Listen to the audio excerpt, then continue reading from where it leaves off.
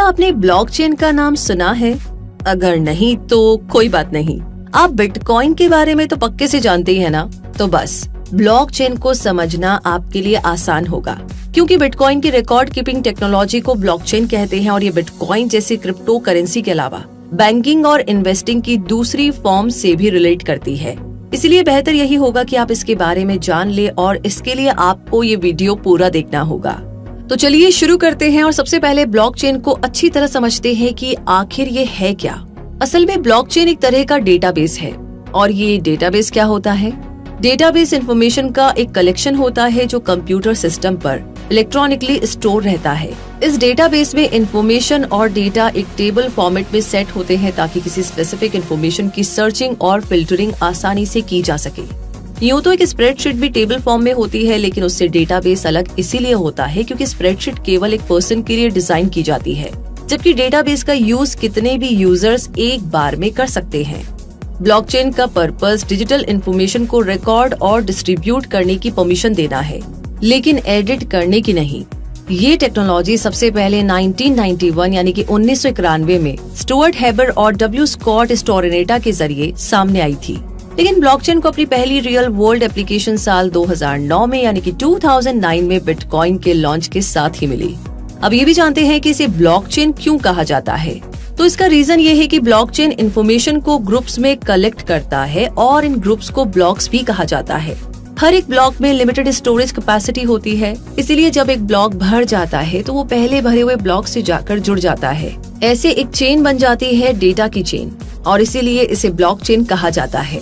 और अब जानते हैं ब्लॉकचेन के एलिमेंट्स जो मिलकर के ब्लॉकचेन तैयार करते हैं और साथ ही इस चेन के काम करने का तरीका भी जानते हैं। ये ब्लॉकचेन ऐसे ब्लॉक्स की चेन है जिसमें इंफॉर्मेशन है। हर ब्लॉक के पास पिछले ब्लॉक का एक क्रिप्टोग्राफिक हैश है। ये हैश हर ट्रांजैक्शन पर जनरेट होता है और ये नंबर्स और लेटर्स की एक स्ट्रिंग है। हैश ऐसा कनेक्शन है जो लेटर्स और नंबर्स के इनपुट को एक फिक्स लेंथ के एनक्रिप्टेड आउटपुट में कन्वर्ट करता है। ये हैश केवल ट्रांजैक्शंस पर डिपेंड नहीं करता है, बल्कि चेन में उससे पहले बने हुए ट्रांजैक्शन हैश पर भी डिपेंड करता है।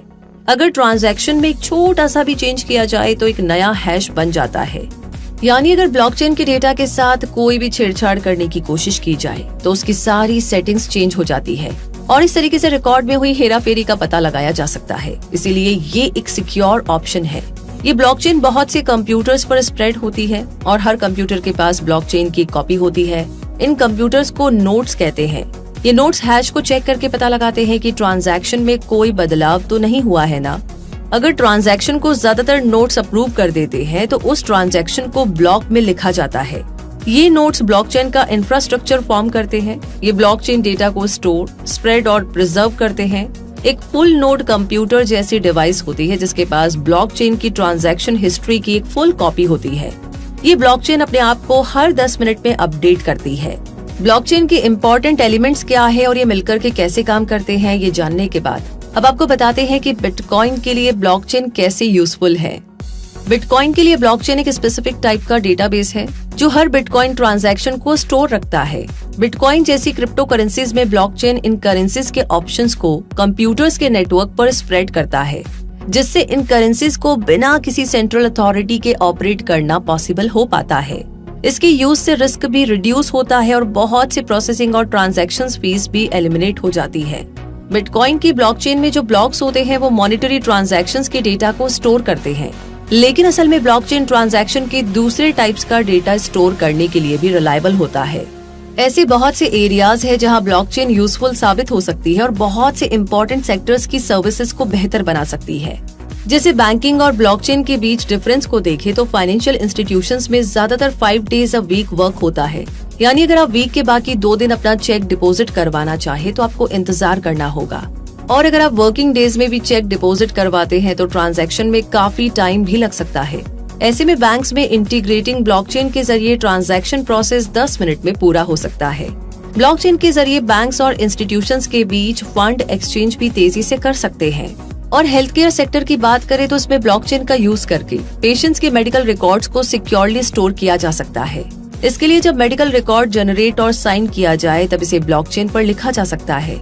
इससे पेशेंट्स को ये प्रूफ मिलेगा कि उनके रिकॉर्ड को अब चेंज नहीं किया जा सकता।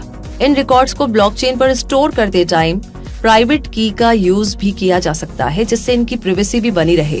बैंक्स और हेल्थ केयर के अलावा ब्लॉकचेन का यूज सप्लाई चेन्स और वेटिंग सिस्टम में भी किया जा सकता है। सप्लाई चेन में सप्लायर्स ब्लॉकचेन में अपने खरीदे हुए मटेरियल का रिकॉर्ड रख सकते हैं, जिससे उन प्रोडक्ट्स की ऑथेंटिसिटी को वेरीफाई किया जा सकता है। वहीं मॉडर्न वेटिंग सिस्टम में भी ब्लॉकचेन का यूज करके इलेक्शन फ्रॉड को रोका जा सकता है और ब्लॉकचेन प्रोटोकॉल से इस प्रोसेस में ट्रांसपेरेंसी भी बनाई रखी जा सकती है।